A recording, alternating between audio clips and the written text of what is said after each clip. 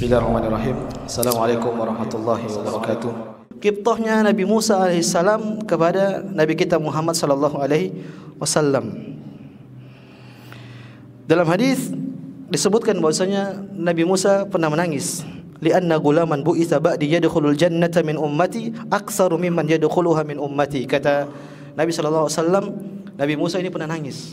Kemudian dia mengatakan dia sedih. Kenapa umatnya ini lebih sedikit daripada umatnya Nabi Muhammad sallallahu alaihi wasallam? Apakah kita katakan Nabi Musa hasad kepada Nabi Muhammad? Tidak suka sama Nabi Muhammad? Tidak. Buktinya apa? Ketika Nabi sallallahu alaihi wasallam naik ke atas langit, kemudian diperintahkan salat berapa kali pertama kali? 50 kali. Kemudian turun, yang suruh minta keringanan siapa? Nabi Musa bilang, "Wahai Muhammad, minta keringanan."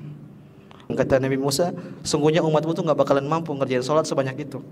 Minta keringanan sama Allah Subhanahu wa taala. Artinya di sini Nabi Musa inginkan kebaikan untuk siapa? Nabi Muhammad sallallahu alaihi wasallam. Maka dari sini para ulama mengatakan ini di antara bukti kebaikan Nabi Musa. Jadi Nabi Musa itu tidak sedang hasad kepada Nabi Muhammad sallallahu alaihi wasallam. Tapi kenapa Nabi Musa nangis? Kemudian beliau mengatakan bahwasanya kenapa umatku lebih sedikit daripada umat Muhammad sallallahu alaihi wasallam? Para ulama menjelaskan maksudnya apa? Dia tuh ingin seperti Nabi Muhammad sallallahu alaihi wasallam.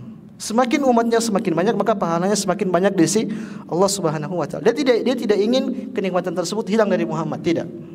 Dia hanya ingin bercita-cita seperti ingin punya umat sebanyak umatnya Nabi Muhammad sallallahu alaihi wasallam. Padahal kata para ulama, umat terbanyak setelah Nabi Muhammad sallallahu alaihi wasallam yaitu umatnya siapa? Nabi Musa alaihi salam. Sebagaimana disebutkan dalam hadis tentang 70.000 orang yang pertama masuk ke dalam surga. Dalam hadis tersebut Nabi sallallahu alaihi wasallam ketika itu dilihatkan masa depan, beliau melihat sejumlah manusia yang sangat banyak.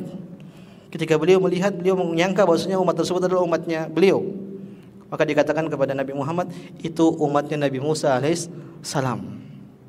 Tiba-tiba dilihat lagi segerombolan manusia yang lebih banyak sekali.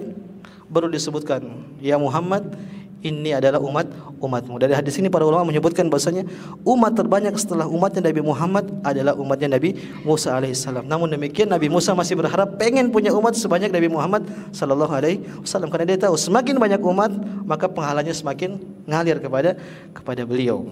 Ini diantara contoh ghibtah dijelaskan oleh para ulama tentang bolehnya kita hasad dalam tanda petik ya.